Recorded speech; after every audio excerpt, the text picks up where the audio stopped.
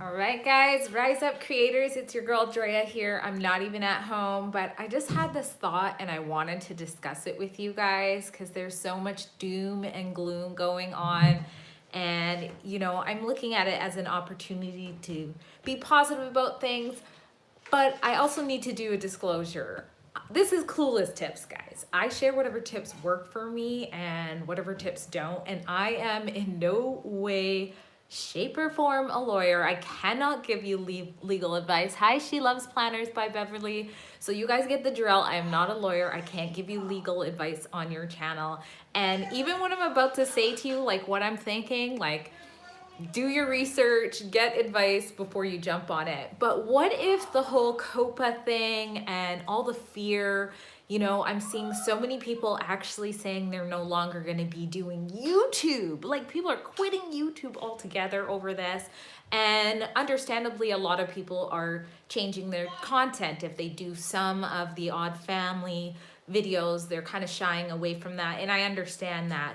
But what if, and please comment below on this, think about when you're doing your SEO research. What are we looking for? As small YouTubers in particular, what are we trying to find with the keywords?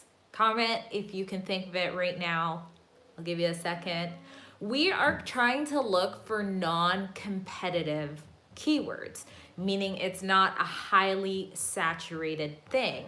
So if you have all of these people, with good reason, backing away from family content, and I'm seeing it all over in YouTube communities, that means it's going to be less of a competitive subject. It's going to be harder to find on YouTube.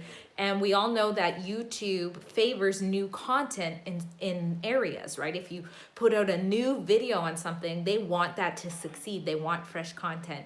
So if things like, I'm not talking like, a channel with ABC songs. That is maybe something for sure that I would not be doing. But I'm talking about that gray area that we all still have to learn about and make sure it's in compliance with YouTube. So like the gray area of like family vlogs and gift ideas for kids, like where you're talking to the parents about the kids, that's going to be far less competitive if people are just completely backing away altogether from anything that has kids in it. So what if this is like the best thing that happened to some small YouTube channels? Like what if you made sure, got your legal advice and you're totally in compliance with FTC and you do things right in a more, like maybe you're going to have less, child models in there, but you're like discussing how to do things. You guys know what I mean? So what if you're able to now capitalize on that? Anyways, comment below. I can't see your guys' comments. I'm probably going to have to go to my laptop. Like I said, I'm not at home. I'm not wearing my Rising United Creator shirt. I've got my Canada hoodie on, but I just thought this could be huge. And like, if somebody even wanted to run with this and they made sure they were in compliance, maybe they could do like a separate channel with a separate email and just do that content that's not going to be uploaded as frequently anymore. So I'm going to log into my computer and see if any of you that are online are talking. I know someone said hi and I see there's other people online. Go ahead and give this a thumbs up. Haven't done a live on this channel. Let me know what your thoughts are on the whole COPPA and the new changes and everything. In the description, I have jam-packed it with some videos that I think everybody should watch, all of us should watch as creators. And I also put a petition in there that I also think is important and somewhere where you can go comment to the FTC. Because they're obviously not like YouTubers, right? So they need to hear that there's people whose lives and dreams are surrounding this. So you're saying, I don't even think it applies to me. So what type of content are you doing, Beverly? So go ahead and put that down. Another thing I wanted to say about this whole COPPA thing is, if you are doing it and complying to it, you have to disclose that you're making content for kids. Hi, just doing a quick live. No problem. So that you're making content for kids. And so where was I going with that? Oh yeah.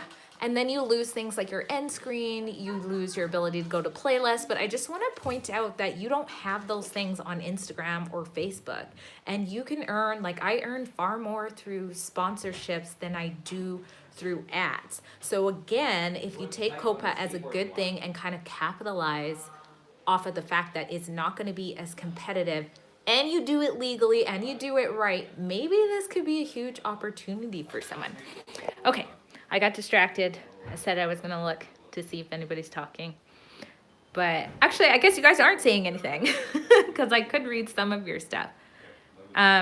So what does it mean? Have you heard anything about the new regulations and everything from the FTC? Do you know that YouTube was sued and has to get their button shaped to make sure that they're in compliance, in particular with made for children content? So if you don't know that, again, there's a bunch of links in the description. That's going to be the best way for you to research that. And even if you don't think it applies to you, please research it, because we have to make sure we're complying to all laws. That means, are you disclosing your affiliate links? Are you using borrowed content? So if they can get sued in one area, they can get sued in another. So make sure you're in compliance. And YouTube has recently changed their compliance as well. So again, I just want to say, I was like, this could be an opportunity for some small, maybe family bloggers. Like, there's going to be less competition for sure. So if you have the means to get the proper legal resources, and they're not saying anything about doing sponsorships with this type of content, so you could maybe capitalize on that. I would wait till January to kind of see what happens, what's the feedback with other channels, and most importantly, make sure you are going in and disclosing your channel with caution. Like, even if you don't think something is made for TV and it has toys in it, it has, you know, more kids in it than adults and things like that, why take the risk? Just go ahead and put it made for kids content. But just realize that's not necessarily the end of the world. You can still market yourself outside of YouTube and use YouTube as a way to do so, and you can still work with brands. I mean, you can still do so much. YouTube is still a free platform to get yourself out there. So I hope that touched base with someone. I will continue the discussion in the comments of this video, because again, I'm not home and it's kind of rude to just do a live when you're visiting people, but that's how creators are, and that's how much I love you guys. So rise up, creators. Check out the description, check out that petition, and keep your head strong. Don't quit on your dreams, just adapt and roll with it. How do I stop this thing?